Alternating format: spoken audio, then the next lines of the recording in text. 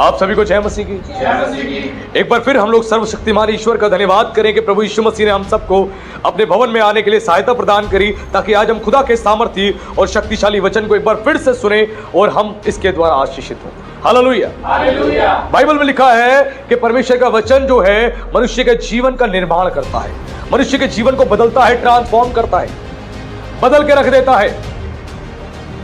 तीमुथियुस 3:16 में लिखा है, संपूर्ण पवित्र शास्त्र उत्पत्ति से लेकर रेवलेशन तक संपूर्ण पवित्र शास्त्र परमेश्वर की प्रेरणा से रचा गया है, समझाने के लिए, सिखाने के लिए, उपदेश देने के लिए और धार्मिकता की शिक्षा के लिए लाभदायक है, ताकि परमेश्वर का जन क्या बने और हर एक भले काम के लिए तत्पर हो जाए।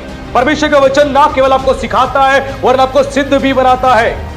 हालेलुया। आपको सिद्ध भी बनाता है, आपके अंदर परफेक्शन को पैदा करता है, आपके अंदर परफेक्शन को लेके आता है और खुदा की राह पे चलने के लिए आप धीरे धीरे परफेक्ट होते चले जाते हैं। पौलुस कहता है हम पवित्र आत्मा के द्वारा अंश अंश करके मसीह यीशु के जैसे बदलते चले जाते हैं।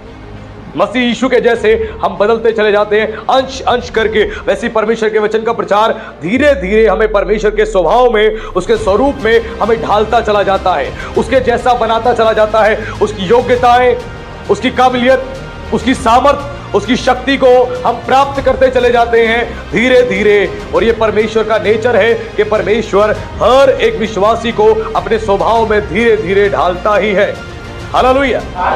हर एक अच्छा पिता चाहता है कि उसका बच्चा जो है उसकी तरह हो। हर एक अच्छा पिता चाहता है कि उसका बच्चा उसकी तरह हो। वैसे सर्वशक्तिमान ईश्वर जो स्वर्गीय पिता है, जो स्वर्गीय परमेश्वर है, वो चाहता है कि हम उसके जैसे बने। इसलिए पतरस कहता है, जैसा स्वभाव मसीह का था वैसा तुम्हारा भी हो।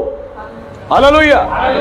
पतरस कहता है, जैसा तुम्हारा बुलाने वाला पवित्र है वैसे तुम भी पवित्र बनो। वो चाहता है कि हम उसके जैसे बने, उसके स्वभाव में ढल जाए। और ये स्वभाव में केवल हमें पवित्र आत्मा ढालता है। पवित्र आत्मा वो एक मोल्ड में लेके हमें ढालता है। एग्जाम्पल के तौर पे आपने आइसक्रीम जमाने वालों को या कुल्फी जमाने वालों को देखा होगा। जब वो जमाते हैं, वो लिक्विड को लेते हैं, वो बैटर को तैयार करते हैं, लिक्विड में तैयार करते हैं, उसके बाद एक सांचे में उसको डाल देते हैं, डाल के उसको फ्रीजर में डाल देते हैं। उसके बाद जब बाद में निकालते हैं, उस आइसक्रीम को, एक कुल्फी को, वो सांचे में ढल जाती है। हालेलुया। वैसे ही परमेश्वर हमारा है, वो कलीसिया के लोगों को, विश्वासियों को वो एक सांचे में ढालता है, ऐसी संगति देता है, ऐसा स्वर्ग का वातावरण देता है और उनको धीरे धीरे उस सांचे में ढालता है ताकि उनको आदत पड़े। क्यों भेड़ों को बोला गया है कि भेड़ जो है भेड़शाला में रहे, वो अपने चरवाहे के पीछे पीछे चले, किसी पराये के पीछे ना जाए। इसीलिए जब तक भेड़शाला में रहेगी वो भेड़ों के जैसे ही बनेगी, लेकिन जब भेड़शाला से बाहर निकल जाएगी वो गलत आदतें और एक्टिविटीज को सीख जाती है, गलत आदतें और एक्टिविटीज को सीख जाती है और पराये के जैसे व्यवहार करती हैं, पराये के जैसे।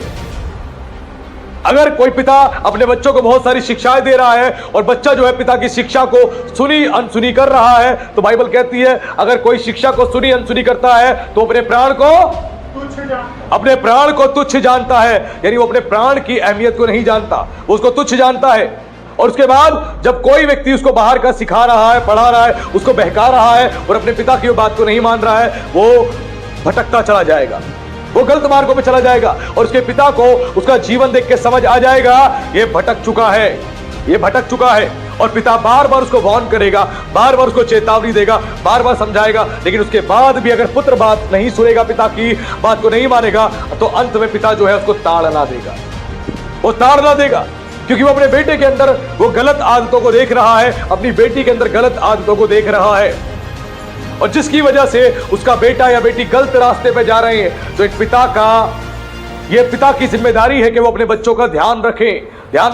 वैसे ही कलीसिया के अगुओं की जिम्मेदारी है कि अपने कलीसिया के जवानों का, अपने कलीसिया के बुजुर्गों का और विवाहित लोगों का भी ध्यान रखे, बच्चों का ध्यान रखे कि बच्चे किस मार्ग में जा रहे हैं और समय समय पे उनको चेतावनी दे, समय समय पे उनको सिखाए, समय समय पे परमेश्वर के प्रेम से उनको गले लगाए और उनको लेकर चले। ये बहुत जरूरी है, ये बहुत जरूरी है। और कलीसियाओं में कहीं ना कहीं ये पार्ट मिसिंग हो चुका है।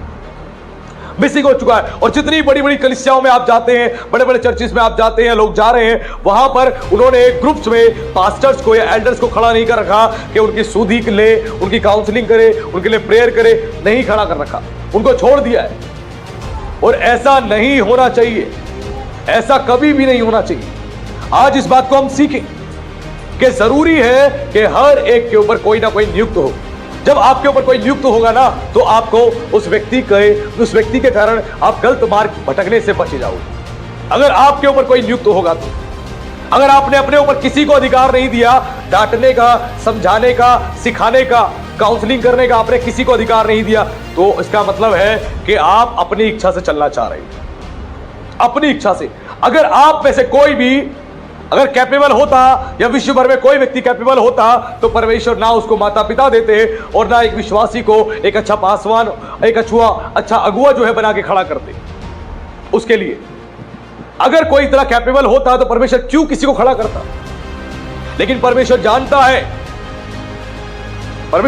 है कि भेड़ों को एक चरवाहे की जरूरत है, और परमेश्वर समय समय पर ऐसे अच्छे चरवाहे, अच्छे जो है सेवक खड़े करता है ताकि कलीसिया को सिखाए, उनके जीवन का निर्माण करे।